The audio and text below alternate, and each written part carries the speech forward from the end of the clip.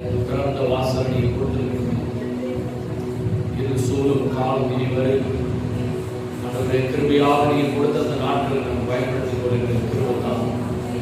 ஒரு நேரம் சர்ச்சே திறக்க முடியாத சூழ்நிலை இருந்துச்சு. ஆனால் இன்னைக்கு புதன்கிழமை ஆராதிக்கலாம், வியாழக்கிழமை ஆராதிக்கலாம். ஒரே எங்களுக்கு உங்களோட வாய்ப்பு கொடுத்துருக்கீங்க. உடம்புள்ள இதயத்தை தந்து உற்சாகத்தோடு துணிக்கிற கிருபைதான். பாடுகிற பாடல்கள், ஆராதனை நேரம், செய்தி நேரம், சம நேரம் எல்லாவற்றையும் நீ ஆசீர்வாதமா மாற்றிட்டாங்க. உயர்ந்த நாமம் மகிமைப்படட்டும், வல்லமையுள்ள நாமம் மகிமைப்படட்டும். திருவிழா ஆராதனை ஆசீர்வதிக்கிறார். கர்த்தர் பெரிய காரியங்கள் செய்ய வர வேண்டிய பிள்ளைகளை கொண்டு வர எல்லா தடைகளையும் மாற்றி கர்த்தர் எழுந்திருக்கும்படி நம்ம சொல்லிக்கிறோம். இயேசுவின் நாமத்தில் சொல்லிக்கிறோம். நல்ல பிதாவே, நம்ம எல்லாம் சேர்ந்து பாடுவோம், நன்றி சொல்லி பாடுவோம். நான் இயேசுவின் நாமத்தை கடந்த 9 மாதமும் கர்த்தர் கிருபையாக நம்மை நடத்தியிருக்கிறார். உற்சாகம் பாடி கர்த்தர் நன்றி சொல்லி பாடுவே இயேசுவின் நாமத்தையே நன்றியால் உள்ளம் நிறைந்தே நான் இயேசுவை போற்றிடுவே.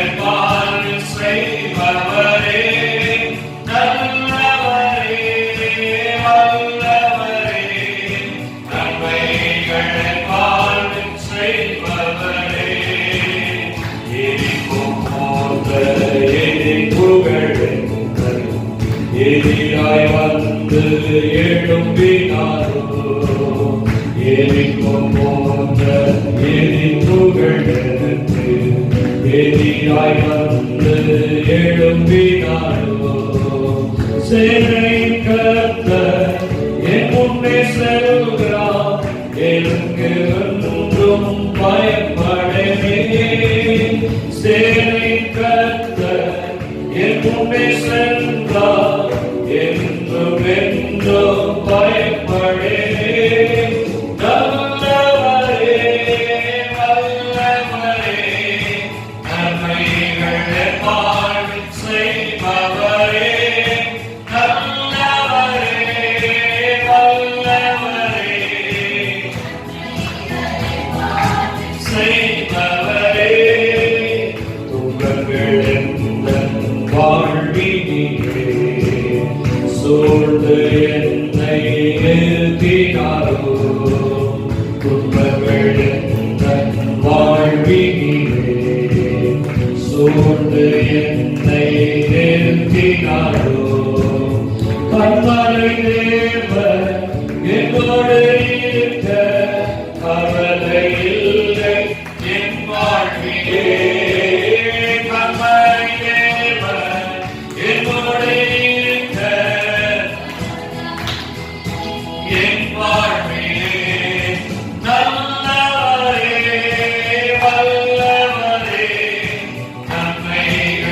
வாழ்வு செய்பவரே நல்லவரே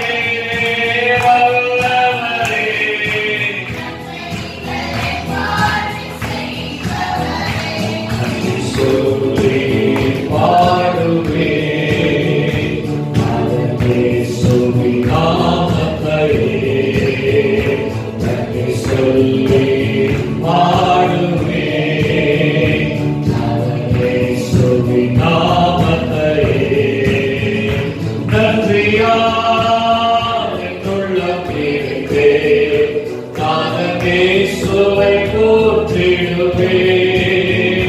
நன்றியால் என் உள்ளம் நிறைந்தேன்.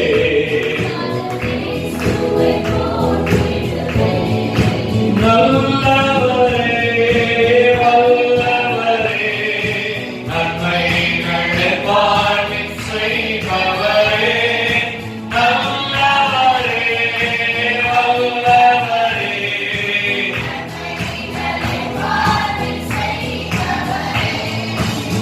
தேவர்கள் மீது வந்தவன் இயேசு. வேகம் வருவார் ஆனந்தமே. வேகங்கள் மீது வந்தவன் இயேசு. வேகம் வருவார் ஆனந்தமே. கண்ணீரை துடைத்து பலனை கொடுக்க கர்த்தாதி கர்த்தர் வருகின்றாரே. கண்ணீரை துடைத்து பலனை கொடுக்க கர்த்தாதி கர்த்தர் வருகின்றாரே.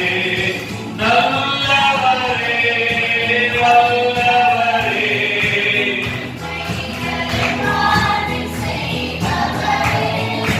நல்லவரே வல்லவரே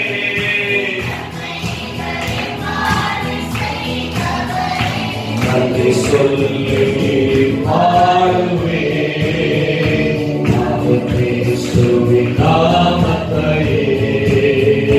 நன்றி சொல்லி பாடுவேன் நான் இயேசுவின் நாமத்தையே. நன்றியால் என் உள்ளம் நிறைந்தேன். நாதன் இயேசுவை போற்றிடுவேன்.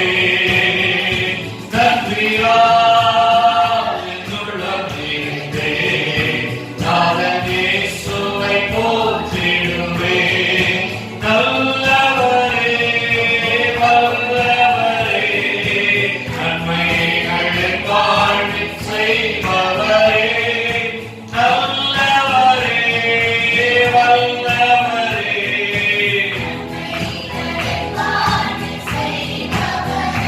நன்றி சொல்லி பாடுவேன்.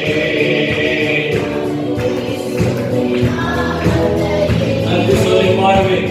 நன்றி சொல்லி பாடுவேன்.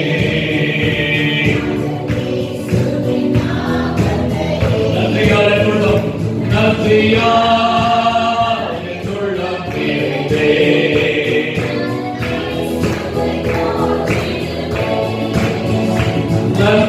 நன்றியால் என் உள்ளம் நிறைந்தேன்.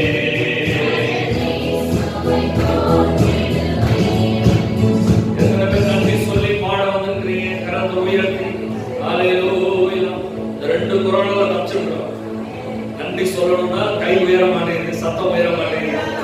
உயிரோட காப்பாத்தி வச்சிருக்கிறார். எத்தனையோ பேரை மண்ணு தின்னுட்டு இருக்கு. ஆண்டவர் நம்மளை காப்பாத்தி ஜீவனை கொடுத்து பணம் காப்பாற்ற முடியல, மருத்துவம் காப்பாற்ற முடியல, மருந்து காப்பாற்ற முடியல. நம்மளை தேவன் காப்பாத்தி வச்சிருக்கிறாரு. எதுக்கு? அவரை துதிக்கிறதுக்காக, அவரை மகிமைப்படுத்துறதுக்காக ஆண்டவர் நம்மை காப்பாற்றி 9 மாசம் முடிய போகுது. இந்த வருஷத்துல எத்தனை தடைகள், எத்தனை எதிர்ப்புகள், எத்தனை போராட்டங்கள் எல்லாவற்றையும் மேற்கொண்டு வருகிறதுக்கு தேவன் நமக்கு கிருபை செய்திருக்கிறார். அல்லேலூயா. கரங்களை உயர்த்தி கடந்த நாட்கள் முழுவதும் என்னை கண்ணின் மணி போல காத்தாரே.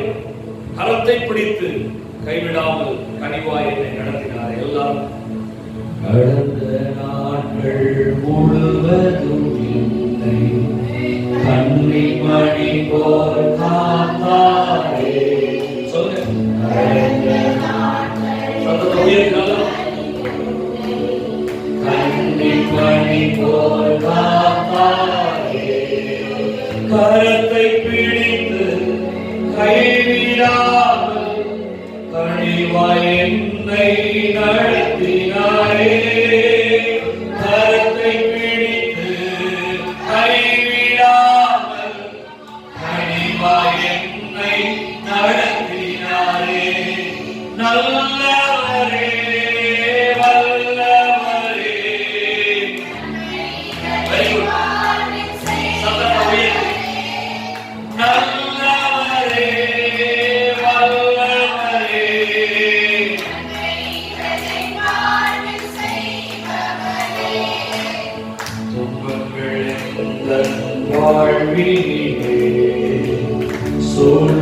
என்னை நெருக்கினாலோ துன்பங்கள் எந்தன் வாழ்வினிலே சூழ்ந்து என்னை நெருக்கினாலோ கண்மலை தேவன் என்னோடு இருக்க கவலை இல்லை வாழ்விலே கண்மலை தேவன் என்னோடு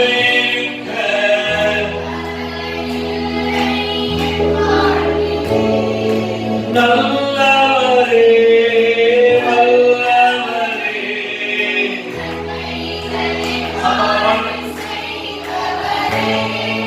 நல்லவரே வல்லவரே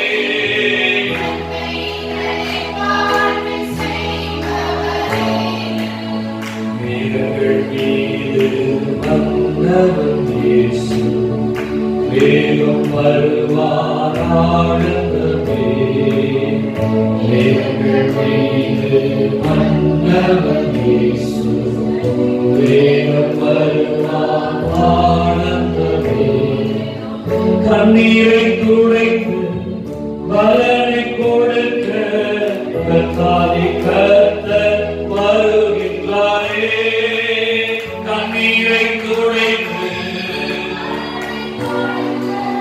கர்த்தாதி கர்த்தர் வருகின்றாரே நல்லவரே வல்லவரே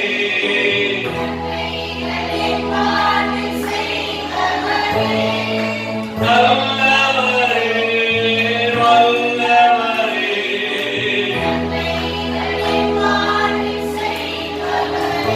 நன்றி சொல்லி பாடுவேன் இயேசுவே நாமத்திலே சொல்லுங்க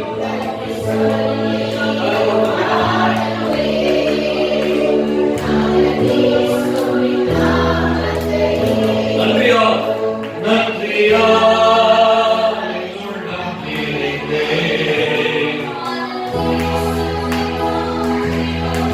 நன்றியா உள்ளம் நிறைந்தே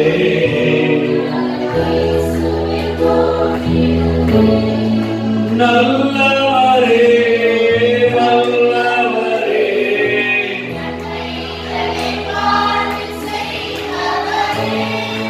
நல்லவரே வல்லவரே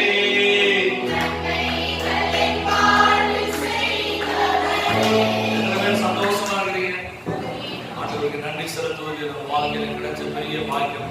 நான் சொல்றேன் நிறைய நன்றி உயிரை காப்போன்றதை மறந்துடாது. நிறைய நன்றி நிறைய ஆசீர்வாதங்களை நம்ம கொண்டு வரும்ன்றதை மறந்துடாது. பாருங்க செய்ய போற காரியத்துக்கு முன்னாடியே தேங்க்ஸ் பண்ணிக்கிட்டே இருந்தா எப்படி இருக்கும் பாருங்க. அப்படி நினைச்சு நன்றி சொல்லுங்க. ஆண்டவரே நீங்க செய்த அற்புதத்துக்காக, நீங்க செய்த அதிசயத்துக்காக, நீங்க கொடுத்த ஜீவனுக்காக, இனிமேல் எனக்கு கொடுக்க போற ஜீவனுக்காக, ஆபத்துல காக்கிறதுக்காக, கிருபைக்காக, இரக்கத்துக்காக, எல்லாவற்றுக்காக நான் உங்களுக்கு நன்றி சொல்லுகிறேன் என்று சொல்லி அதற்கு அசைந்து ஆண்டவரை ஸ்தோத்திரம் பண்ணுவோம். ஹல்லேலூயா ஹல்லேலூயா ஆமென். எல்லாரும் எழுந்து நிற்போமா? எழுந்து உற்சாகத்தோட நமக்கு எல்லாம் தெரிஞ்ச பாடல் நம்ம இயேசு நல்லவர், அவர் நல்லவர் தான். எத்தனை பேர் சொன்னீங்க அவர் நல்லவர்? சொல்லுங்க நல்லவர். போன வாரம் சொன்னேன் மெஜஸ்டிக் காட், கம்பீரமான தேவன், அழகான தேவன், ஆடம்பரமான தேவன், வல்லமை நிறைந்த தேவன்.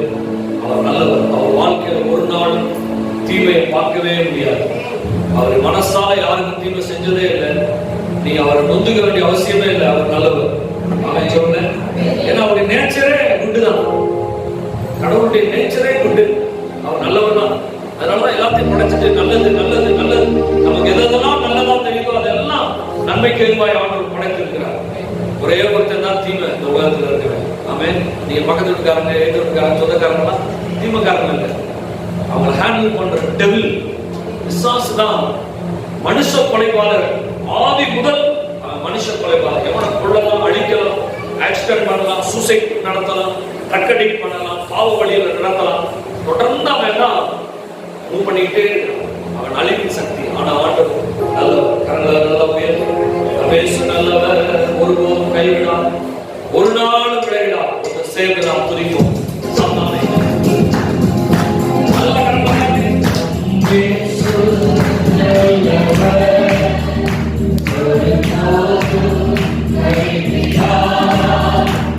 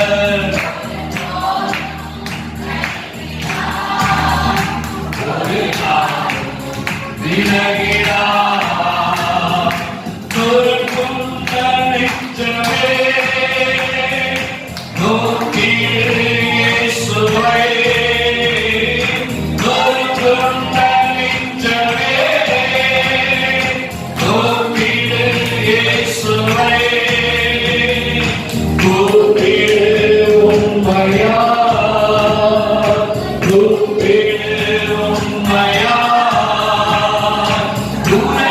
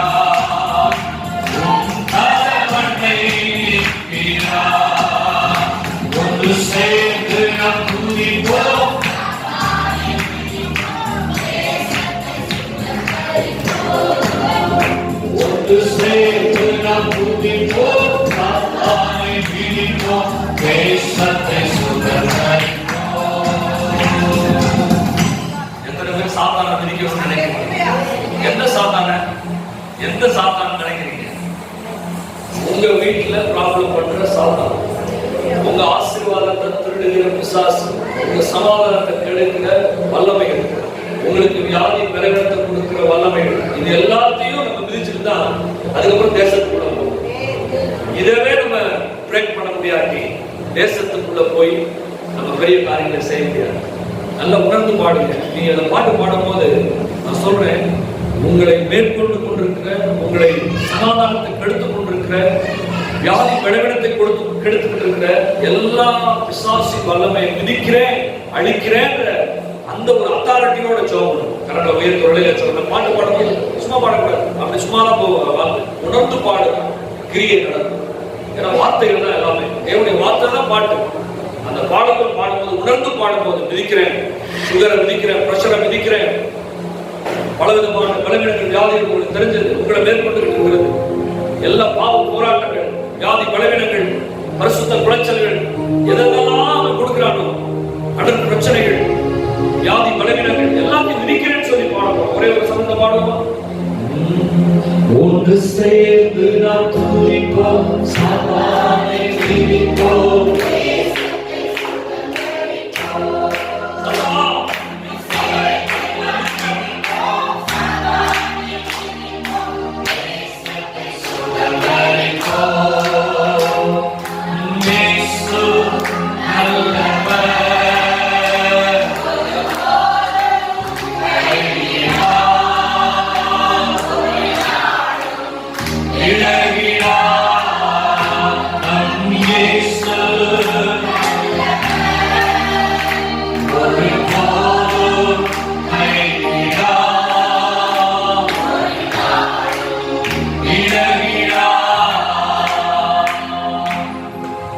எதிர்காலம் இருக்கா இல்லையா? எத்தனை பேருக்கு எனக்கு ஒரு நல்ல எதிர்காலம் இருக்கு நினைக்கிறேன்? நீங்க 50 தாண்டி இருக்கலாம், 40 கூட தாண்டி இருக்கலாம், 60 கூட தாண்டி இருக்கலாம், 80 கூட நீங்க தாண்டி இருக்கலாம். மோசேக்கு 80க்கு அப்புறம் தான் தரிசனமே. மோசேக்கு 80 வயசுக்கு முன்னாடி தான் பலனை கர்த்தர் கொடுத்து பயன்படுத்தினார். உங்களையும் பயன்படுத்த அவர் போதுமானவர்.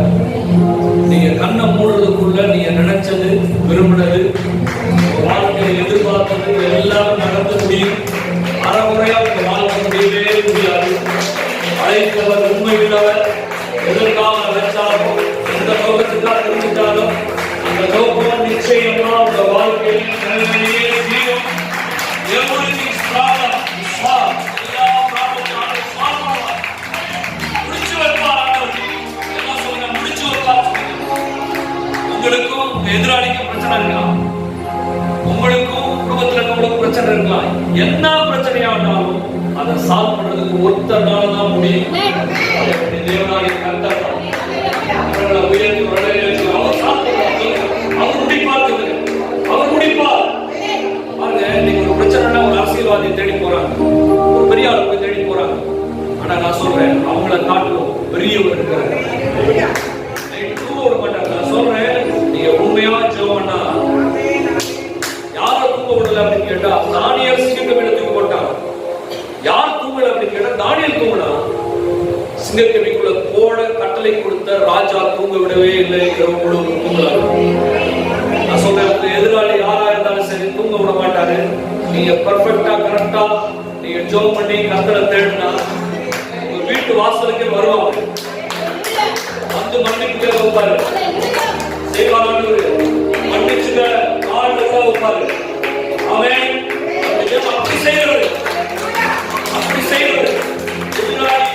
உண்டான நம்ம அழுகிறது காண விட மாட்டார். யாரு உன்னை எதிர்த்தாவோ அவங்க உன்னை தேடி வருவா. வாக்குத்தத்தம் அப்படி சொல்லுது.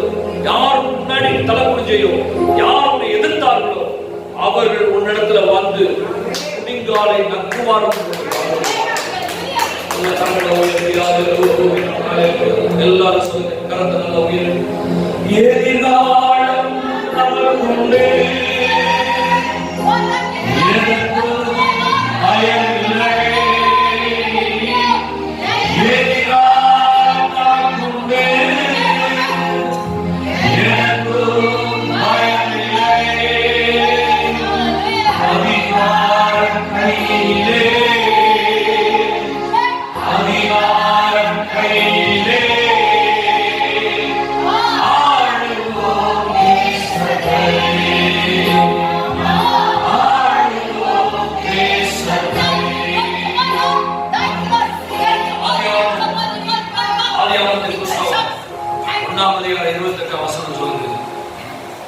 மனிதனை படைக்கும் போதே ஆளுகை செய்கிற விதமாக தேவன் படைச்சார். அத்தாரிட்டி. நீங்க உட்கார்ந்துகிட்டு நான் சொல்றேன் நீங்க செய்யுங்க ஆண்டவரே நீங்க செய்யுங்க. அந்த ஜெபம் கேட்கிறார் ஆண்டவர். ஆனா ஆண்டவர் சொல்றாரு சகல அதிகாரத்தையும் நான் உங்கள்கிட்ட கொடுத்துருக்கிறேன். நீ ஆளுகை செய். பிரச்சனையின் மேல நீ ஆளுகை செய். அதிகாரத்தை செலுத்து. ஒரு அதிகாரம் மிக்க மனிதனாக தான் தேவன் மனிதன் படைச்சார். இந்த அதிகாரத்தை தான் பிசாசு படிக்கிட்டான். ஏசாமி மறுபடியும் சிலுவைக்கு வந்து அந்த அதிகாரத்தை மீட்டு நம்ம கையில கொடுத்துருக்காரு. வியாதியை பார்த்து போனா போயிடும். அவன் பிரச்சனையை பார்த்து போனா போகும். ஏன்னா அந்த அதிகாரம் நிறைந்த வல்லமை நிறைந்த வார்த்தைகளை தேவன் நம்ம கொடுத்துருக்கிறார். ஒரு டைம் நீங்க யூஸ் பண்ணுங்க, ரெண்டாவது டைம் யூஸ் பண்ணுங்க, மூணாவது டைம் யூஸ் பண்ணுங்க. பயன்படுத்தி பாருங்கள். சத்துருவின் வல்லமைகள் அழிக்கப்படுறத நீ பாவி. நீ அழுதுகிட்டு இருக்கிறதுல பிரயோஜனம் இல்லை. அதிகாரத்தை அவர் கொடுத்துட்டாரு. நீங்க பேசுங்க. என் குடும்பத்துக்குள்ள இன்னைக்கு நான் சொல்றேன் என் வீடு கட்டியிருக்கேன். இன்னொருத்த உள்ள வந்துட்டு இல்லைங்க என் வீடுன்னு சொன்னா விட்டுருவேன். நான் இங்க சொந்த வீடு வச்சுருக்கிறவங்களாம் இருக்குறீங்க. இன்னொருத்த வந்து உங்க வீட்டுக்குள்ள விட்டுட்டா விட்டுருவீங்களா? நீங்க என்ன சொல்றீங்க? வெளியே போக சொல்றீங்க. அதே மாதிரி தான் வியாதியை வெளியே போக சொல்லணும். பிரச்சனைகளை வெளியே போக சொல்லணும். போராட்டங்களை வெளியே போக சொல்லணும். கடன் பிரச்சனைகளை வெளியே போக சொல்லணும். சமாதான பிரச்சனைகளை வெளியே போ சொல்லணும். உட்கார்ந்து அழக்கூடாது. வெளியே போக சொல்லணும். இது இயேசுவின் குடும்பம். இயேசுவின் குடும்பத்துக்குள்ள நான் இருக்கிறேன். அவர் என்னை ஆளுகை செய்து கொண்டிருக்கிறார். அந்த ஆளுகை எனக்கு அவர் கொடுத்திருக்கிறார். I am the authority. என்னை ஆளுகை செய்கிறவனா தேவன் உண்டாக்கி இருக்கிறார். இன்னைக்கு நிறைய பேர் கெஞ்சிக்கிட்டு இருக்கிறோம், அழுதுகிட்டு இருக்கிறோம். ஆண்டவர் அதுல பிரியப்படல. நீ அதிகாரம் செலுத்து. பாருங்க உங்க பிள்ளை ஒரு நீ அடிச்சுமையை பாம்பு 2 அடினாலும் உங்க பிள்ளை அடிக்கணும்னு விரும்புவீங்க. ஏன்னா அப்படிப்பட்ட தகப்பன் நமக்கு இருக்கிறார். கரங்களை உயர்த்த வழியில சொல்லுங்க. அதிகாரம் செலுத்துங்க. சோத்து பாருங்க. தைரியம் பாருங்க. எவ்வளவோ பிரச்சனைகளை கடந்து வருது. தேவன் கிருபை பாராட்டிட்டாரு. இன்னும் கொஞ்ச காலம் ஆண்டவர் எல்லா ப்ராப்ளத்தையும் சால்வ் பண்ணுவார். கரங்களை உயர்த்தி அல்லேலூயா எல்லாரும் ஆராதிப்போம். உயரமும் உன்னதமான சிங்காசனத்தில் வீற்றிருக்கும் சேனைகளின் கர்த்தராகிய தேவனை என் கண்ணில் கண்டதே. கரங்களை எல்லாம் உயர்த்திருக்கிறார். உயரமும்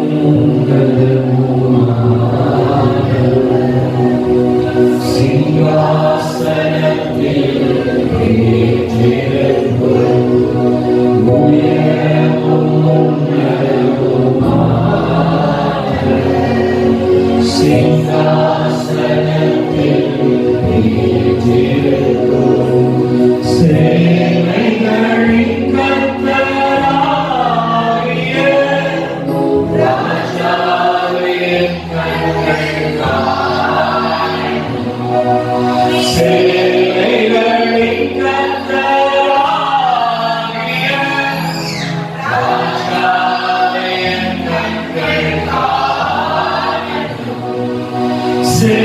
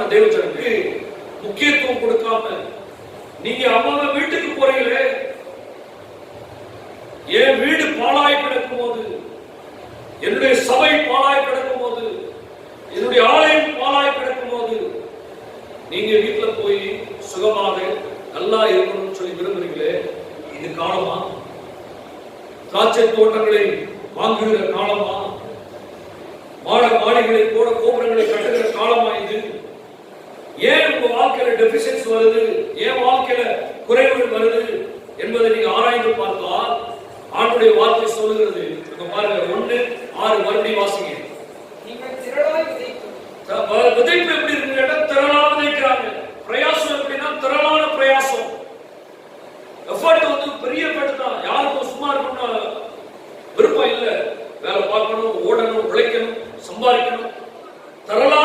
விதைக்கிறீங்க. ஆனா எப்படி அறுக்கிறீங்கன்னு கேட்டா கொஞ்சமா அறுத்துட்டு வரீங்க. அறுவடை கம்மியா இருக்கு. அதுதான் நான் மறுபடியும் சொல்றேன், நம்முடைய வாழ்க்கை பிரிச்சுவரோட இணைஞ்சிருக்கிறது, ஆலயத்தோட இணைஞ்சிருக்கிறது.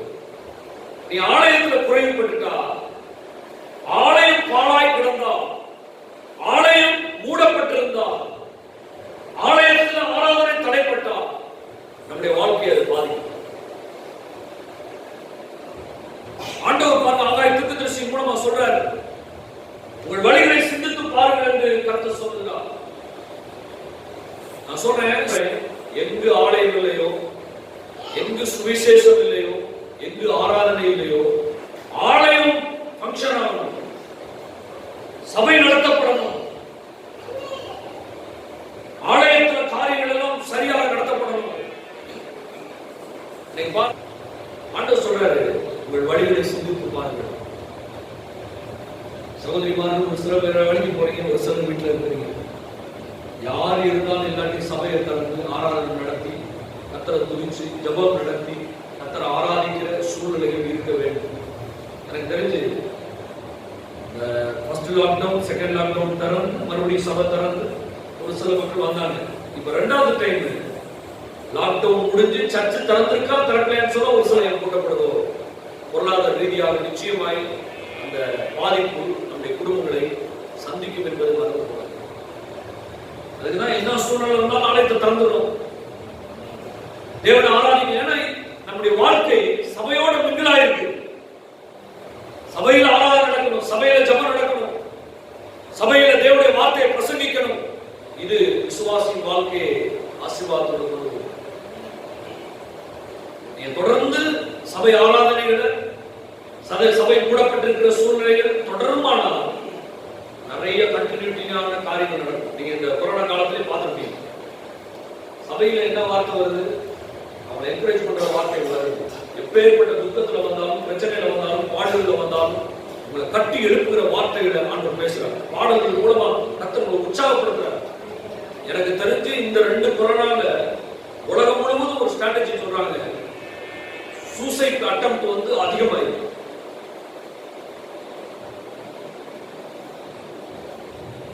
பலதரப்பட்ட மக்கள், பலதரப்பட்ட சூழ்நிலையில் இருக்கிறவர்கள், வார்த்தை இல்ல, வசனம் இல்ல. ஆனா இன்னொரு ஸ்ட்ராட்டஜி சொல்லுது, இந்த 2 கொரோனா டைம்ல அதிகமாய் உலகத்துல பயன்படுத்தப்பட்ட ஒரு ஆப் இருக்குமான பைபிள் ஆப். உங்க மொபைல்ல இருக்கான்னு தெரியல, உலகத்துல அதிகமா பயன்படுத்தப்பட்ட, அதிக முறை பயன்படுத்தப்பட்ட ஒரு ஆப் இருக்குமான பைபிள். அப்ப சுவிசேஷமும் தேவனுடைய ஆலயமும் ஆண்டவர் சொல்றாரு, நீங்க விதைக்கிறீங்க, நீ அறுக்கணும். திரளாய் அறுக்கிறது என்னுடைய விருப்பம். நீங்க சம்பாதிக்கிறீங்க, மொத்த பையில போடப்பட்டது போல உங்களுடைய வருமானம் போயிட்டு இருக்கு. நீங்க உடுத்துறீங்க, ஆனா உங்களுக்கு குளிர் அடங்கவில்லை. நீங்கள் குடித்தும் பரிபூர்ணம் அடையவில்லை, நீங்கள் புசித்தும் திருப்தியாகவில்லை. ஏன் அப்படின்னு கேட்டா கர்த்தர் சொல்றாரு, என் ஆலயம் கூட்டப்பட்டது, என் ஆலயம் பாழாய் கிடக்கிறது என்று சொல்லி கர்த்தர் சொல்றாரு. இஸ்ரவேல் ஜனங்கள் எப்பெல்லாம் எதிரிகளாக மேற்கொள்ளப்பட்டார்கள் என்று சொல்லி நீங்க பாத்தீங்கன்னா, கர்த்தரை விட்டு அவர்கள் விலகினால் அடுத்த நிமிஷம் எதிரிகளாக பாதிக்கப்பட்டார். நான் சொல்றேன், அதுக்கு தான் சொன்னேன், ஒவ்வொரு நாளும் ஜெபிக்க வேண்டும், வேதத்தை வாசிக்க வேண்டும், ஒவ்வொரு ஞாயிற்றுக்கிழமையும் ஆராதனை அட்டன் பண்ணணும், ஒவ்வொரு மாதமும் திருவிருந்து ஆராதனை அட்டன் பண்ணணும், ஒவ்வொருவரும் சுவிசேஷத்தை அறிவிக்கணும். கர்த்தருக்கு ஒவ்வொருவரும் நம்முடைய தசம பாகங்களை காணிக்கைகளை செலுத்தும். ஒரு இணைப்பு. இதுல ஏதாவது ஒன்றை நீங்க மிஸ் பண்ணீங்கன்னா உங்க வாழ்க்கையில அந்த பாதிப்பு. ஜபத்தை நீங்க மிஸ் பண்ணீங்கன்னா அடுத்து அட்டாக் பண்றதுக்கு பிசாசு வெளியே ரெடியா இருக்கும். சில ஜனங்கள் பிலிஸ்தியர்கள் எப்பெல்லாம் கர்த்தரை விட்டு விலகிறாங்களோ அப்பெல்லாம் பிலிஸ்தியர்கள் மேற்கொள்வார், அமலேக்கியர்கள் மேற்கொள்வார். உங்க வாழ்க்கையில சரியான ஸ்பிரிச்சுவல் ட்ராக்ல நீங்க ஓடுபடியாக கர்த்தர் அழைக்கிறார். ஞாயிற்றுக்கிழமை சும்மா சர்ச்சுக்கு போயிட்டு வர ஜிம்மி அல்ல, நம்முடைய வாழ்க்கை சபையோடு பிணைக்கப்பட்ட வாழ்க்கை. புதிய ஏற்பாட்டில் நீங்க பார்த்தீங்கன்னா சபையும் வீடு ஒண்ணு. வீடுகள் தோறும் அப்பம் விட்டு அவரெல்லாம் கர்த்தரை துதித்து தேவனை மகிமைப்படுத்தி சுவிசேஷத்தை அறிவித்தார்கள். வீடுகள் தோறும் அப்பம் விட்டார்கள். பாருங்க, ஒவ்வொரு ஞாயிற்றுக்கிழமையும் ஒவ்வொரு வீட்டிலே ஆராதனை. வீடுகள் தோறும் அப்பம் விட்டார்கள். அப்படமில்லாத இதயத்தோடு இருந்தார்கள். அங்க ஒரு ஆராதனை, ஒரு துதி, ஒரு ஜபம். அவளை தேவன் கிருபையாக ஆசீர்வதித்தார். இன்னைக்கு நம்முடைய வாழ்க்கை சபையோட மிங்கிலாயிருக்கு. சபை திறந்திருந்து, சபை ஆசீர்வாதமாயிருக்கு, சபை செழிப்பாயிருக்கு, சபையில கர்த்தருடைய ஊழியம் சிறப்பாக நடைபெற்று ஒரு சபை இருக்குமானால் அங்க இருக்கிற விசுவாசிகள் செழித்திருப்பார்கள், உயர்ந்திருப்பார்கள். தேவனுடைய வார்த்தை சொல்வது, தேவனுடைய ஆலயத்திலே நாட்டப்பட்ட பச்சை ஒளியமரை கன்றுகளை போல நீங்கள் வளருவீர்கள் என்று சொல்லி கர்த்தருடைய வார்த்தை சொல்லுவோம். ஆலயத்தில் நாட்டப்பட்டிருக்கிறீங்க, தண்ணி சரியா உங்களுக்கு கொடுத்துக்கிட்டே இருக்கணும், ஆகாரத்தை கொடுத்துட்டே இருக்கணும். அதனாலதான் பாருங்க, ஆராதனை நடத்தும் போது ஒரு திருப்தி வருகிற வரைக்கும், தேவ பிரசன்னம் நம்மை நிரப்புகிற வரைக்கும், உங்களை நிரப்பி அனுப்புகிற வரைக்கும் ஆராதனை நடத்தணும். தேவனுடைய வார்த்தையும் ஒரு சாட்டிஸ்ஃபைட் வர வரைக்கும் தேவனுடைய வார்த்தையை பிரசங்கம் பண்ணணும். ஒரு சில குட்டி பிள்ளைங்க இருக்கு பாருங்க, சாப்பாடு நீங்க ஊட்டுவீங்க, நெய் சோறுலாம் ஊட்டுவீங்க, கறியெல்லாம் வச்சு உள்ள திணிச்சு விடுவீங்க. மாஸ்டர்மாலாம் பாத்தீங்கன்னா அடிச்சு, நான் தான் சொல்லி ஒரு மிஷின் வாங்கி வச்சுக்கணும் போல இருக்கு, சாப்பாடு ஊட்டுற மிஷின். ஏன்னா பிள்ளைக்கு அவ்வளவு கேர் எடுக்கிறீங்க. அதனால அப்போஸ்தலன் பவுல் சொல்றாரு, உங்களை கிறிஸ்துவுக்குள்ள நான் பெற்ற தாய் உங்களை எப்படி பாராட்டி சீராட்டி வளர்க்கிறாரோ அதே போல நான் வார்த்தையினால, தேவனுடைய வார்த்தையினால உங்களை வளர்த்து எடுக்கிறோம். இந்த வார்த்தைகளை கேட்டுட்டு சும்மா விட்டுட்டு போகாதீங்க. தேவன் நம்மோடு பேசிக்கொண்டிருக்கிறார். தேவன் நம்மோடு பேசிக்கொண்டிருக்கிறார். கர்த்தருக்கு ஸ்தோத்திரம். கேட்டுக்கொண்டிருக்கிறார் அருமையான தேவனுடைய பிள்ளைகளே, கர்த்தருடைய வார்த்தை நமக்கு நேராக கடந்து வருகிறது. கர்த்தருக்கு ஸ்தோத்திரம். நம்ம தொடர்ந்து கர்த்தருடைய வார்த்தையை நம்ம தியானிப்போம். கர்த்தருக்கு ஸ்தோத்திரம். இந்த அருமையான இரவு வேளையில ஆண்டவர் இதயத்தை ரொம்ப பாராட்டுகிறார். அந்த வார்த்தையை மட்டும் உங்களோடு சொல்லி உங்களுடைய ஆசீர்வாதத்துக்காக நான் ஜெபிக்க விரும்புகிறேன். பிரசங்கி புத்தகம் 11ஆம் அதிகாரம் 6ஆம் வசனம். காலையிலே உன் விதை, மாலையிலே உன் கைகளை நெகிழ விடாது. அதுவோ இதுவோ எது வாய்க்குமோ என்று ரெண்டும் சரியாய் படுமோ என்று நீ அறியாய். கவனில, உன் விதையை விதை, உன் பிரயாசத்தை நீ செய். விதையவே விதைக்காம நான் அறுக்கணும்னு நினைச்சா அறுக்கவே முடியாது. நான் சொல்றது பொருளாதாரத்தின் ஆசீர்வாதத்தை பேசுறேன், ஆவிக்குரிய வாழ்க்கையை பத்தி பேசுறேன், சுவிசேஷம் அறிவிக்கிறதை பத்தி பேசுறேன். காலையில உன் விதை, மாலையிலே உன் கைகளை நெகிழ விடாதே. அதுவோ இதுவோ எதுனாலும் சரி, என்னாலும் நடக்கும். ஆனா நீ செய்ய வேண்டியது என்ன? விதைய வத, கைகளை நெகிழ விடாது. இந்த கொரோனா காலம், 2 கொரோனா, 3வது வரல, ஒரு நாள் சோர்ந்து போல தொடர்ந்து ஊழியம் செஞ்சுக்கிட்டே இருக்கும். கிளம்பும் போது கூட பாஸ்டர் சொன்னாங்க, மழை அடிச்சாலும் புயல் அடிச்சாலும் காட்டு, என்ன நடந்தாலும் வந்து தேவனுடைய வார்த்தையை சொல்லி உங்களை நெகிழ விடாம, நீங்க தளர்ந்து போகாம, சோர்ந்து போகாம தேவனுடைய வார்த்தையை பெற்றுக்கொள்ளணும் என்பதற்காக பிரயாசப்படுவோம். நீங்க என்ன செய்யணும் கேட்டா, ஆவிக்குரிய ஜீவியத்தில் இருக்கிற தேவனுடைய ஞானஸ்தானம் எடுத்து கிறிஸ்துவின் மந்தையா இருக்கிற தேவனுடைய பிள்ளைகள்.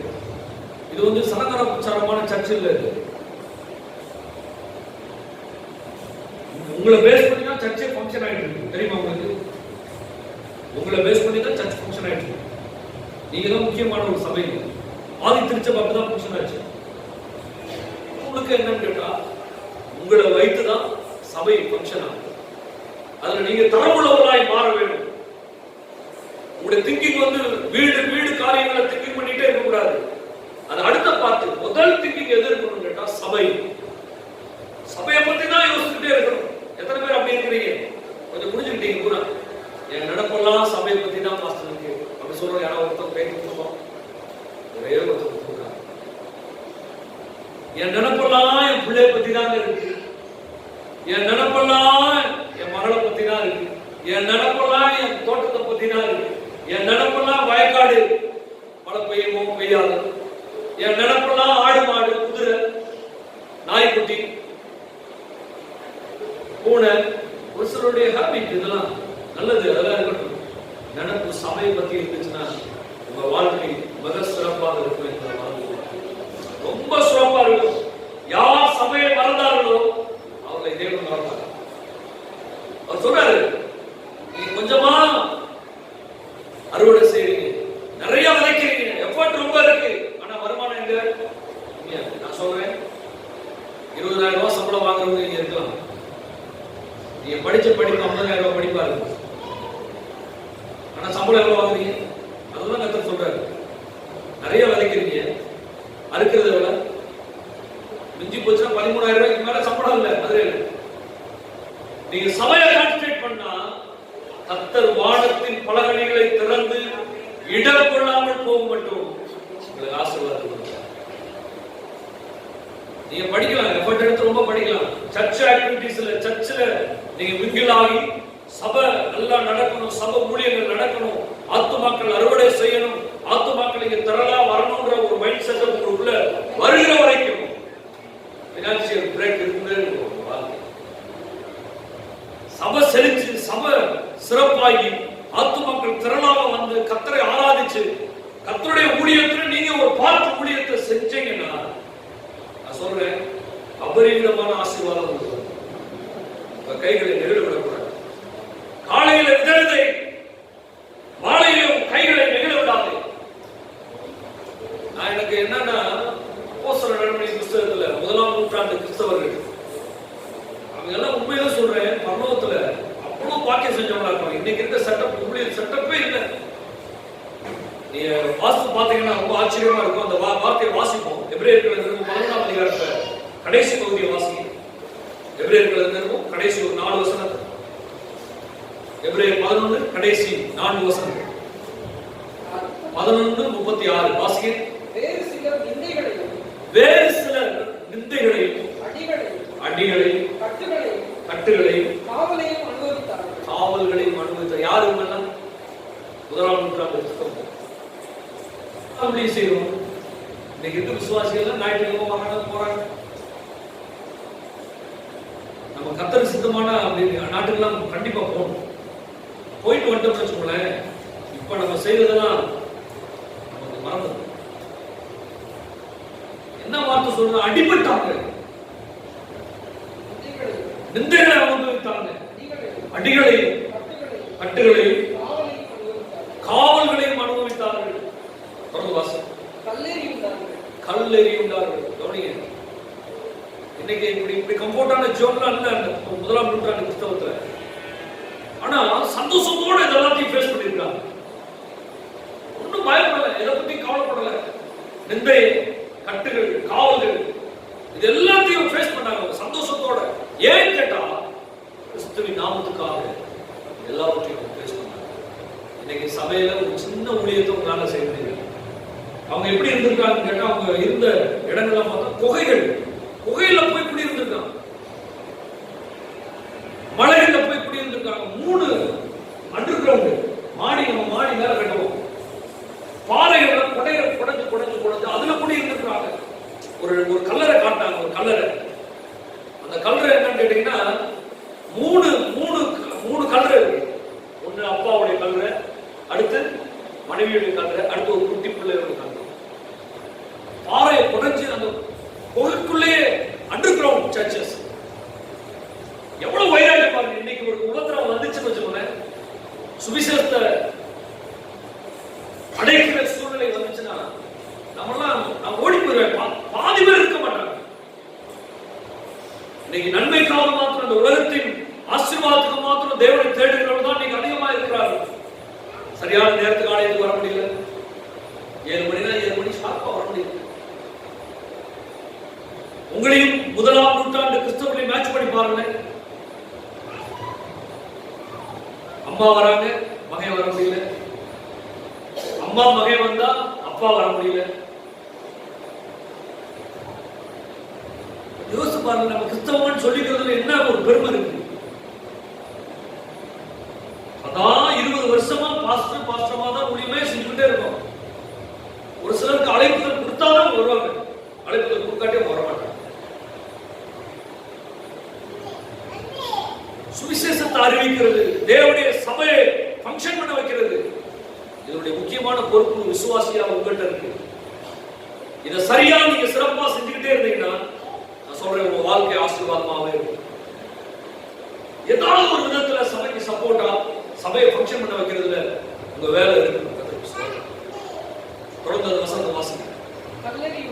என்னவா நீங்க யாராவது கல்ல இருந்து அடிக்கிறாங்களா? கல்ல எறியும் போது சிரிச்சுக்கிட்டே இருந்திருக்கான் ஸ்தேவன்.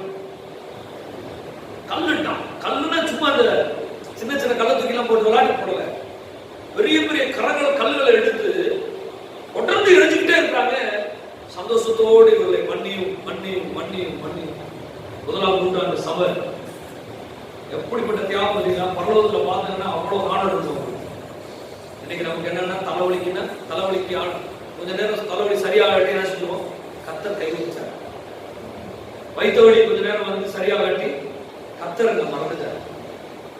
வீட்டுல நல்ல சிக்கன் கிடைக்காட்டி என்ன கத்தர் இப்படி போட்டு வளைக்கிறார். எப்படி ஃபேஸ் பண்ணிக்கிறாங்க? கல் எறிகிறான், வாரினால் அடித்தார்கள், சிறைச்சாலையில போட்டார்கள், காவல்ல போட்டாங்க. சந்தோஷம். நான் சொல்றேன், ஆண்டவரே ஜெபம் பண்ணுவோம். ஆண்டவரே, அப்படிப்பட்ட எழுப்புதல் காலத்துல ஒரு நெருக்கம் வந்துச்சுன்னு வச்சுக்கோங்க, அப்பதான் உண்மையான கிறிஸ்தவங்க யாருன்றது தெரியும். இன்னைக்கு ஆட்டம் பாட்டம் அல்லேலூயா ஆல்பம் போடுறது, பாட்டு பாடுறது, விதவிதமா சினிமாஸ் கலைஞெல்லாம் தோத்து போறாங்க. ஒரு சுவிசேஷம் அறிவிக்கலடா, சுவிசேஷம் அறிவிக்கல. எல்லா டெக்னாலஜியும் இருக்கு இன்னைக்கு கிறிஸ்டியானிட்டியில. காஸ்பல் ரீச் பண்ணிருக்கோமா அப்படின்னு கேட்டா இல்ல. நான் இன்னைக்கு முக்கியமா பாரத்தோட பேசுறேன், வேதனையோட பேசுறேன். சர்ச்சு ஃபங்க்ஷன் ஆகுறதுக்கு நீங்க ரொம்ப முக்கியமானது. உங்க குடும்பம் ரொம்ப முக்கியம், உங்க பிள்ளைகள் ரொம்ப முக்கியம். ஒரு சண்டே கிளாஸ் நடத்தணும், ஒரு பைபிள் காலேஜ் நடத்தணும்.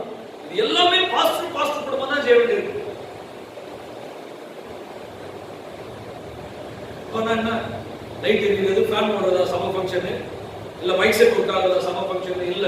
விசுவாச பிள்ளைகள் சபையில ஆவிக்குரிய ரீதியாக ஜபத்துல ஆண்டவரை பிடிக்கிறதுல உபவாசத்துல மிங்கிளாகி ஃபங்க்ஷன் ஆயிட்டு இருக்கு. ஒண்ணு குளிரா இருங்க, இல்ல அனலா இருங்க. வெது வெதுப்பான வாழ்க்கையில எப்படி குடும்பம் கட்டப்படும், எப்படி குடும்பம் பாதுகாக்கப்படும், எப்படி குடும்பத்தில் இருக்க ப்ராப்ளம் சால்வ் ஆகும். கர்த்தர் பேசுற வார்த்தையை நான் பேசிட்டு போறேன். பதில் சொல்ல வேண்டியது நீங்க சொல்லுங்க.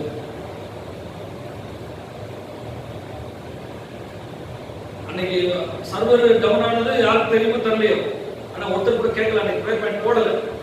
கேட்கலன்னு நான் தெரிஞ்சுக்கிட்டேன், ஜபம் நடக்கல. விரல் விட்டு என்ன கூடிய ஒரு சிலர் பண்ணுவாங்க போல, மற்ற யாரும் பண்றது.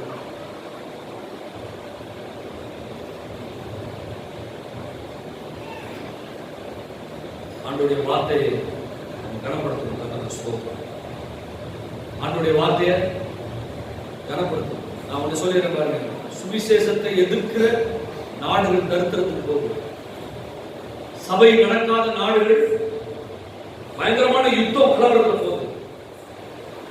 நான் சொல்றேன், சபையில இருந்துட்டு ஆவிக்குரிய ரீதியாக சபையில ஃபங்க்ஷன் ஆகாத குடும்பங்கள்ல என்ன நடக்கும்? இதே தரித்திரம் இருக்கும், இதே யுத்தம் நடக்கும். இதுதான் ட்ரூ உண்மை. யுத்தம் நடக்கக்கூடாதா? நீங்க ஆவிக்குரிய ரீதியா மறுபடியும் உற்சாகத்தோட எந்திரிச்சு வேலை செய்ய ஆரம்பிச்சு. என்ன ஜப நேரம்னே தெரியலன்னு போது எப்படி இருக்கும் பாருங்க.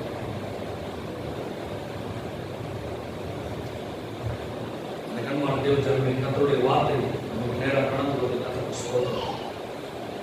ஆண்டவர் சொல்ற எபிரேயர் 12ஆம் அதிகாரம் 12ஆம் வசனம். எபிரேயர் 12:12.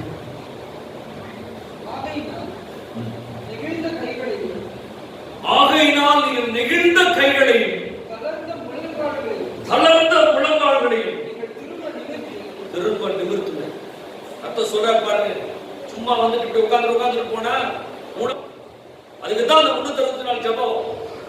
Personal prayer. கூட்டமா ஜெபம் பண்றது, ஆலயத்துல வந்து ஆராதிச்சு ஜெபம் பண்றது வேற. பர்சனலா ஜெபம் பண்ணணும், ஆவிக்குரிய ரீதியாக ஜெபம் பண்ணணும். இடையில சர்ச்சில் ஒருத்தவங்க சொன்னாங்க, ஒரு ஜெனரேட்டர் வாங்கணும், கொரோனா காலத்துல ஜெனரேட்டர் யூஸ் பண்ணணும். யூஸ் பண்ணான்னு விட்டோன்னு என்ன ஆயிடுச்சுன்னு கேட்டா அந்த ஜெனரேட்டர் டோட்டலா ஸ்பாயில் ஆயிடுச்சு. 20,000 ரூபாய் போட்டு செலவு பண்ணி மறுபடியும் அதை சரி பண்ணேன்னா, ஆவிக்குரிய வாழ்க்கையில நீங்க விட்டுட்டீங்கன்னா இழப்புகள் பயங்கரமாக. எத்தனை பேருக்கு புரியுது? பைக் வாங்கணும், புது பைக் ஓட்டாமே நீ வச்சிருந்தீங்க, திருப்பி அதை சரி பண்ணணும்னா உங்களுக்கு காசு செலவாகும். வண்டி எடுக்கிறாங்க, போய் நாட்டில் போய் கொண்டு போய் வச்சிருந்தாங்க, எத்தனையோ மாசம் கிடக்குது. திருப்பி அதை எடுத்து சரி பண்ணணும்னா என்ன ஆகும்? பின்னாடி பார்த்து அப்படி சிரிக்க கூடாது. ஜெபம் பண்ணணும், போத வசனத்தை வாசிக்கணும், குடும்ப ஜெபம் பண்ணணும், ஃபங்க்ஷன் ஆகணும். அதனாலதான் தேவனுடைய வார்த்தை சொல்லுது, நீ என்ன செய்ய, நெகிழ்ந்த கைகளை தளர்ந்த முழங்கால்களை நீங்கள் திரும்ப நிமிர்த்துங்க, முழங்கால் போடுங்க கர்த்தருடைய சமூகத்தில். எனக்கு ப்ராப்ளமே இல்லை, நான் ஜெபம் பண்ண வேண்டியது இல்லை சொல்ற காரணத்தை காட்டு. எனக்கு ஒரு ப்ராப்ளம் இல்லை, நான் ஜெபம் பண்ண வேண்டிய அவசியமே இல்லை, நான் சர்ச்சில் ஃபங்க்ஷன் ஆக வேண்டிய அவசியமே இல்லை சொல்ற காரணத்தை காட்டு. ஒவ்வொருத்தருக்கும் ஒரு பிரச்சனை இருக்கு, எனக்கு தெரியும். ஏன் பிரச்சனை தீர்வுக்கு இப்ப தெரியுதா? ஏதோ ஒரு பாதுகாப்பு உள்ள மலையை போல தேவன் பாதுகாத்துக்கிறாரு. பர்சனலா நீங்க தேவனோட சரியான ரிலேஷன்ஷிப் உள்ள இல்ல. என்னைக்கு மாறும்? இப்படியே இப்படியே இப்படியே பழி சொல்லாம வாழ போறீங்களா? நம்முடைய வாழ்க்கை ஒரு கதையை போல இருக்க போதா? நமக்குள்ளே உணர்வு வரும், கர்த்தர் மாத்தி ஆகணும். ஒரு சமூகத்துல ஒரு தீர்மானத்தோடு குடும்பத்துக்காக, பிள்ளைகளுக்காக நாம் ஜெபம் பண்ணணும். 302 நாள் எழுதி கொடுத்தேன். ஏற்கனவே அந்த எழுதி கொடுத்த ஜெபத்திலே சொல்லிட்டேன், இது உங்களுக்கான ஜெபம் இல்லை, தேசத்துக்கான ஜெபம். நீங்க நினைச்சிட்டு இருக்கீங்க நம்ம தமிழ்நாடு, நம்ம இந்தியா மாத்திரம் இல்லைங்க, உலகம் முழுவதுக்கும் ஜெபம் தேவை இருக்கு. இடையில நான் பேசிட்டு இருக்கும்போது ஒரு ஃபேமிலி, நான் இன்னைக்கு அப்படிதான் யோசிச்சு வந்தேன். 302 நாள் ஜெபம் நிறையா போயிட்டு போல இருக்கு. நம்ம சுவாச பிள்ளை நல்லா டெவலப் ஆகி வந்துட்டாங்க. இனி என்ன ஜெபத்துக்கு அடுத்து நடத்துவோம்? ஒருத்தவங்க ஒரு மாநிலத்துக்காக ஜெபம் பண்ணும், ஒரு மாவட்டத்துக்காக ஒருத்தவங்க ஜெபம் பண்ணும். அதே அவங்க ஒரு மாநிலத்துக்காக ஜெபம் பண்ணும், அதே அவங்க ஒரு தேசத்துக்காக ஜெபம் பண்ணும். மாவட்டம், மாநிலம், ஒரு தேசம். ஒரு தேசம்னா இந்தியா மாத்திரம் இல்ல, எத்தனை நாடுகள்ல மக்கள் ஆண்டவர் அறியாம இருக்கிறாங்க. நான் அடுத்த பிளான் தான் வச்சிருந்தேன். நீங்க 365 நாள் ஜெபம் பண்றதே எனக்கு திருப்தி ஆயிடுச்சு. ஏன் இன்னைக்கு ஒரு சில காரியங்களை அச்சீவ் பண்ண முடியல நம்மளால? ஆண்டவர் இந்த நாள்ல சொல்றாரு, என்னத்தை இது பண்ணுமா? நெகிழ்ந்த கைகளை, தளர்ந்த முழங்கால்களை நீங்கள் திரும்ப நிமிர்த்தணும். காலேஜ் படிக்கிற பிள்ளைங்க வசனம் ஒருத்தரை வாசிக்க கூடாது. நிம்மதி இருக்க ஒவ்வொருத்தரும் வாசிக்கணும் வசனத்தை சத்தமா. வசனம் சொன்னே எடுத்து வாசிக்கணும். மறுபடியும் ஒரு பிறந்த நாள் வந்துச்சுன்னா என்ன செய்யணும்? புது சட்டை, புது ஃபேண்ட், கேக், சாக்லேட். பைபிள் பார்த்துருக்கீங்களா? புது பைபிள் இருக்கா? இந்த பிறந்த நாளைக்கு ஒரு புது பைபிள். நான் சொல்றேன், இதெல்லாம் என்னென்ன பெரிய ஆலோசனை உங்களுக்கு நான் சொல்றேன். வாழ்க்கை முழுவதும் சிறந்து இருக்கிறதுக்கு, சத்ருவின் வல்லமைகள் அழிக்கப்படுகிறதுக்கு, பிசாசின் கிரியைகள் அழிக்கப்படுகிறதுக்கு, வியாதி இல்லாமல், பிரச்சனை இல்லாமல், சமாதான பிரச்சனை இல்லாமல் சமாதானத்தோட ஜீவனம் பண்றதுக்கான ஸ்ட்ராட்டஜி சொல்லிருக்கேன். ட்ரெஸ் 2000 ரூபாய் போட்டு எடுக்கணும், ஒரு 500 ரூபாய்க்கு பைபிள் வாங்கிக்கணும், புது பைபிள். அதுக்காக திட்டமிடுங்க பைபிளை வாசிக்கிறது. ஒவ்வொரு இந்த பைபிள் ஆப்லையும் ஒரு வருஷத்துக்குள்ள பைபிளை படிக்கிறதுக்கான பிளான் இருக்குது. எத்தனை பேருக்கு தெரியும்? நீங்க பைபிளை திறந்துதான் படிக்கணும் அவசியம் இல்லை, ஆப்லயே படிக்கலாம். காலேஜுக்கு போறீங்க, வரீங்க, திரும்பி வரீங்க, அந்த நேரத்துல வேதாகமத்தை நீங்க சரியாக படித்து அறிந்து கொள்வதற்கு ஆண்டவர் உங்களுக்கு கிருபை தருவாராக. வேத வசனம் சொல்ற நீதிமொழி 11:18, துன்மார்க்கன் விருதாவாய் வேலை செய்கிறான், நீதியை விதைக்கிறவனும் மெய் பலனை பெறுவான். நம்ம வந்து இந்த ஆகாயத்துல சினம் போன்றவங்களா இருக்கக்கூடாது. கவனில இந்த கத்தி எடுத்து சுத்திக்கிட்டே இருக்கக்கூடாது. இதை காட்டணும் வார்த்தைகள், இதை காட்டணும் வசனம், இதை காட்டணும் ஜபம், இதை காட்டணும் திட்டமிடுதல். வேற எங்கேயுமே இருக்காது. கரங்களை உயர்த்து நிலையிலே சொல்லுங்க, கரங்களை உயர்த்து நிலையிலே சொல்லுங்க. விருதாவா வேலை செய்யக்கூடாது. விருதாவா வேலை செய்யறவன் யாரு அப்படின்னு கேட்டா துன்மார்க்கன் தான் விருதாவா வேலை செஞ்சுட்டு இருப்பான். சபைக்கு வர்றது விருதாவா வரக்கூடாது. எதிரே ஒரு ஆதாயத்தை எதிர்பார்த்து வரணும். சபை சபைக்கு போறேன், கர்த்தருடைய வார்த்தையை பெற்றுக்கொள்ள போறேன், என்ன என் குடும்பத்தை, என் வாழ்க்கை, என் லைஃப் ஸ்டைல் எல்லாமே மாற போகுது, ஆசீர்வாதமா இருக்க போகுது.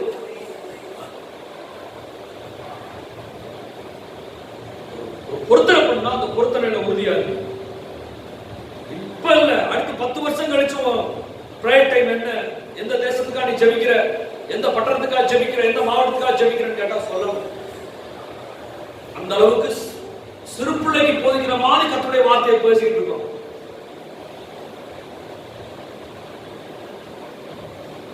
முதலாம் நூற்றாண்டு சபை அவருடைய தாட் எல்லாமே எப்படி இருக்கு கேட்டா, சபை ஊழியம், சபை ஊழியம், சபை ஊழியம், சபை ஊழியம். எதிர்ப்பு, அவ்வளவு எதிர்ப்பு, எதிர்ப்பின் மத்தியில சபை ஊழியம். நான் பாரத்தோட ஜெபிக்கிறேன், சபை மக்களுக்கு அப்படி ஒரு பாரத்தை தேவன் தருவாரா? நமக்கு 6 மணிக்கு வாக்குத்தத்தம் ஆராதனைக்கு எதிர்க்க முடியும். நான் சொன்னேன் சர்ச் ஃபங்க்ஷன் சொல்றேன். சபை எந்த அளவுக்கு ஃபங்க்ஷன் ஆகுதோ, நீங்க எந்த அளவுக்கு ஃபங்க்ஷன் ஆகுறீங்களோ உங்க வாழ்க்கையில டெபிஷன்ஸ் வராது. நீங்க நிறைய விதைச்சு கொஞ்சமா இருக்க மாட்டீங்க. நீங்க திருப்தியா சாப்பிட்டு உங்களுக்கு திருப்தி இல்லாம இருக்காது. நீங்க குடிச்சும் ஒரு திருப்தி உங்க வாழ்க்கையில இருக்காது. நீங்க ஆவிக்குரிய வாழ்க்கையில நீங்க சொல்றேன், சாப்பாடே உங்களுக்கு தோணாது. ஒரு ட்ரெஸ் பண்ணா கூட அது பெருசா உங்களுக்கு தோணாது. ஆனா நான் ஒண்ணு சொல்றேன், நமக்காக பரலோகம் ஒண்ணு இருக்கு. இந்த உலகத்துல நம்ம நல்லா இருக்கணும், பிள்ளைகளோட இருக்கணும், வசதி வாய்ப்போட இருக்கணும், ஆசீர்வாதத்தோட இருக்கணும். ஆனா ஒண்ணு மாத்திரம் நம்ம கூடாது, சபை தேவன் நம்ம கொடுத்திருக்கோம். கிறிஸ்துவின் சரீரம், இந்த சரீரம் சரியா ஃபங்க்ஷன் ஆகும். கண்ணு மாத்திரம் தெரிஞ்சுட்டு மூளை ஒர்க் ஆகிட்டு இருக்கும் பாருங்க. மூளை ஒர்க் ஆகிட்டு கண்ணு தெரியாம போச்சுன்னா இருக்கும். மூளை ஒர்க் ஆகி கண்ணு தெரிஞ்சு கை கால் ரெண்டும் செயல்படலாம் எப்படி இருக்கும்? இதுதான் சபையினுடைய யதார்த்தம். எல்லாமே இந்த உறுப்புகள் எல்லாம் சரியா செயல்படும். கண்ணு பார்க்கணும், மூளை வேலை செய்யணும், கை கால் வேலை செய்யணும், கால் வேலை செய்யணும், உள்ள இருக்க நரம்புகள் வேலை செய்யணும், ஹார்ட் ஃபங்க்ஷன் ஆகும், கிட்னி ஃபங்க்ஷன் ஆகும். கொஞ்சம் யோசிக்க, ஏதாவது ஒரு பிரேக் ஆக்சிடென்ட் ஆகும். இந்த சபையில ஆண்டவர் உங்களை ஒரு கண்ணா வச்சிருக்கலாம், ஒரு காதா வச்சிருக்கலாம். சரி, எல்லாமே ஃபங்க்ஷன் ஆகுது, காது கேட்கல, எப்படி இருக்கும் பாருங்க. ஏதாவது ஒரு நமக்கு டிஸ்டர்பன்ஸ் தானே இருக்கும். எத்தனை பேர் இதை உணர்ந்து சொல்றீங்க, கரந்த உயிருக்கு ஆண்டவர் ஒப்புக்கொடுங்க. ஆண்டவரே, நான் என்னவா இருக்கணும், நாங்க புஷ் பண்ணவே கூடாது.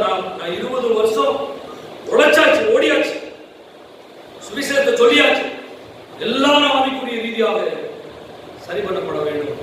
நமக்கு ஒரே ஒரு தாட் தான், என்னன்னா சபை எப்படி கணவன் மனைவி பிள்ளைகளோ அதே போல சபை ஒரு அங்கம். கிறிஸ்துவின் சரத்துக்குள்ள நீங்க இருக்கிறீர்கள், ஒரு அவயமா இருக்கிறீங்க, ஃபங்க்ஷன் ஆகிட்டே இருக்கு.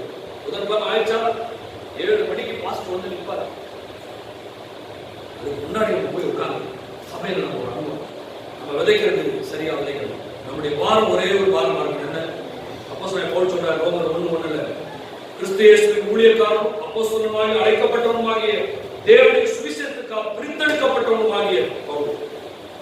பிரிச்செடுத்த குடும்பத்தில இருந்து, கோத்திரத்தில இருந்து, சொந்தத்தில இருந்து, பந்தத்தில இருந்து, எல்லாத்தில இருந்து தேவன் நம்மை பிரிச்செடுத்திருக்கிறார். எதுக்கு?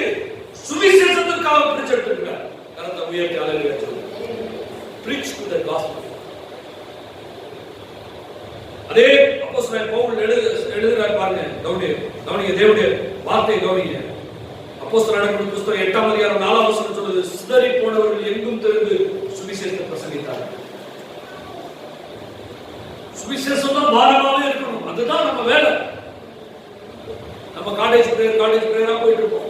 ஏன் ஜெபம் சொல்லிட்டே இருக்கீங்க? ஏன் சுவிசேஷம் சொல்லிட்டே இருக்காங்க? மாறாம மாற பண்ணிடும், நடக்காத காரியங்கள் நடக்கும். இன்னைக்கு உங்களால சுவிசேஷம் சொல்ல முடியல, ஒரு ட்ராக்ஸ் கொடுக்க முடியுமா? உங்களால கொடுக்க முடியுமா? முடியாதா? முடியல. ஒருத்தவங்களுக்கு சுவிசேஷம் சொல்லி சபைக்கு கூட்ட முடியுமா? முடியல. ஆனா ஜெபிக்க முடியுமா? ஜெபிச்சா என்ன நடக்கும்? அப்போஸ்தலன் பவுலுக்காக அந்த முதலாம் நூற்றாண்டு சபை பயங்கரமா ஜெபம் பண்ணுச்சு. ஏன்னா சபையை துன்பப்படுத்துறவங்க. பவுலுக்கு போய் டாக்ஸி யாரும் கொடுக்கல, பவுலுக்கு போய் தனிப்பட்ட முறையில் சுவிசேஷம் யாரும் சொல்லல, ஜெபம் மாத்திரம் பண்ணாங்க. பவுலை தமஸ்கு வீதியில ஆண்டவர் தனிப்பட்ட முறையில் நேருக்கு நேராக அவர் சந்தித்தார். அப்போஸ்தலர் நடவடிக்கை புத்தகத்துல அவங்களுடைய ஜெபத்தை கேட்டு பவுல சவுலா இருக்கிற பவுல சந்திச்சு தேவனுடைய திருச்சபையை கட்டுறதுக்கு பயன்படுத்தக்கூடியமானார். நீ சின்ன ஜபமோ பெரிய ஜபமோ அது விஷயம். நீ 10 மணி நேரம் ஐயோ சந்தி இந்த ஜபம்லாம் போட நான் ஜபம் பண்ண நிறைய பேர் பார்த்தேன். சும்மா இந்த அலப்புறம் கொடுத்து ஆவும் கத்து கேட்கவே மாட்டாங்க. ஷார்ட் அண்ட் ஸ்வீட்டா பாரத்தோட நம்ம இருதயம் எதுனாலும் நிரம்பிருப்பாங்க. சரியா பாயிண்ட் அவுட்டா நீங்க ஜபம் பண்ணி விட்டுருங்க. என்னைக்காவது ஒரு நாள் அவங்க தேவன் சந்தித்து இந்த இடத்துக்கு கொண்டு வருவார். ஏன்னா சவுல ஆண்டு சந்திச்சிருக்கிறார்ல, நேரம் போய் மீட் பண்றாரு. சுவிசேஷத்துல பல விதமா இருக்கு. சுவிசேஷம் டைரக்டா போய் சொல்றது இருக்கு. ஜபத்தின் மூலமா நீங்க சந்திங்க ஆண்டவரே ரட்சிங்கன்னு சொல்லிட்டா இறக்கம் செய்யுங்க, கிருபை தாங்க. என் மூலமா ஒரு 1000 ஆத்துமானாலும் பருவத்துக்கு வரணும்பா, இந்த கிருபை தாங்க. நான் வருகையா வரக்கூடாது, இந்த கிருபை தாங்க. சுவிசேஷம் பாரம் இடத்துல வரணும். உங்களை கொண்டு தேவனால செய்ய முடியும் தெரியுமா? உங்களை கொண்டு தேவனால செய்ய முடியும். ஆனா நீங்க சும்மாவே இருந்துட்டு வார்த்தையை வந்து சபையில கேட்டு போயிட்டு ஒரு ஃபீட்பேக் இல்லாம இருந்தீங்கன்னா ஆண்டவருடைய பார்வையில ஒரு குற்றமாக நேரம் இல்லை. ஒரு வீடியோ கிளிப்லாம் போட்டு காட்டுறவங்களுக்கு நீங்க அழுவீங்க. நம்மளாம் என்ன விசுவாசியம், நம்மளாம் என்ன ஜெபிக்கிறோம். அப்படி ஜெபிக்கிற மக்கள் உலகத்தில் இருக்காங்க. அவ்வளவு கஷ்டத்துல உபத்திரவத்துல ஆண்டவருக்காக வாழ்ற மக்கள் இருக்காங்க. நம்ம விதைச்சா என்ன செய்யணும்? அதிகமாக அறுவடை செய்யணும். நம்ம வேலை செஞ்சா கூலி அதிகமாக கிடக்கும். மொத்த பேரை போடக்கூடாது. ஆஸ்பத்திரிக்கு மாத்திரைக்கு மருந்துக்கு போகக்கூடாது. எல்லாமே நமக்கு எந்த நஷ்டம் இல்லாத